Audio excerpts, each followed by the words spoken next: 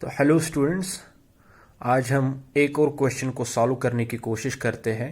एक question algebra से है, linear equation in two variables. If the equations 2x 28x plus 8y plus 15 is equal to 0 and 42x minus ky minus 21 equals to 0 have no solution, then the value of k is। हमारे पास में दो equation दी गई है। एक equation है 28x plus 8y plus 15 equals to 0 और दूसरी equation है 42x माइनस के वाई माइनस 21 इक्वल्स टू 0। इन दो इक्वेशंस का कोई सोल्यूशन है नहीं, तो हमें k की वैल्यू बतानी है। तो ऑप्शन ए है हमारे पास 12, ऑप्शन बी है हमारे पास 8, ऑप्शन सी है -12, ऑप्शन डी है -8। ये हाल ही में JKSSB में पूछा गया था। तो ये एक सिंपल क्वेश्चन है। हमें पता है जब भी दो इक्वेशंस दी गई हो, अगर इनमें नो सोल्यूशन हो तो जो कोफिशिएंट्स ऑफ x है और जो कोफिशिएंट्स ऑफ y है, इनके जो रेशियोज होते हैं वो आपस में बराबर होते हैं। यानी a1/a2 is equal to b1/b2।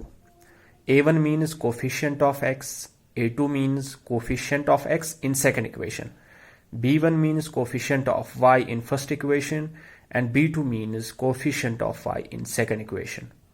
तो अगर हम पहले इक्वेशन में देखें, जो कोफिशिएंट ऑफ x है वो 28 है और दूसरी इक्वेशन में जो कोफिशिएंट ऑफ x है वो 42 है, इज इक्वल टू जो पहली इक्वेशन में कोफिशिएंट ऑफ y है वो 8 है और जो दूसरी इक्वेशन है उसमें जो कोफिशिएंट ऑफ y है वो -k है।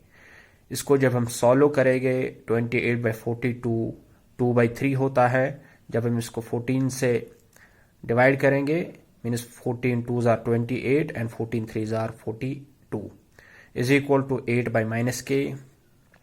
फिर 2 1s are 2, 2 4s are 8। सो इस तरीके से पता चलता है कि k की वैल्यू जो है वो -12 है। तो इसका सही जो आंसर है वो ऑप्शन सी है -12। -12 इसका सही ऑप्शन है। तो इन क्वेश्चंस को बस ऐसे ही सॉल्व करना होता है। इनमें बस ये आपको पता होना चाहिए for no solution, for unique solution और फॉर इन्फिनिटी मनी सोल्यूशंस में कौन सी कंडीशन को हम पुट करते हैं। तो दूसरी क्वेश्चन जो है मैं आपको वो होमवर्क दे रहा हूँ। आप इसका आंसर मुझे कमेंट्स में बताएंगे। क्वेश्चन में एक बार पढ़ लेता हूँ आपके लिए। ये भी JKSSB में पूछा गया था। A sum becomes 27 times of its original value in 3 years when compounded annually at a certain rate of interest. Calculate the annual rate of interest. Option A 150%, option B 100%, option C 300% and option D 400%।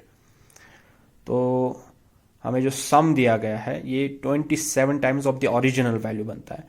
यानी अगर हमने किसी bank में principal amount P डाला है, 3 साल के बाद उसकी जो वैल्यू होती है वो 27 टाइम्स P होती है। और इसमें जो टाइप ऑफ इंटरेस्ट लगता है वो कंपाउंड इंटरेस्ट है और वो at a certain rate of interest, हमें वही एनुअल रेट ऑफ इंटरेस्ट निकालनी है। तो आप इस क्वेश्चन का आंसर मुझे कमेंट बॉक्स में बताओगे कि इस क्वेश्चन का सही आंसर क्या होगा। Thank you very much.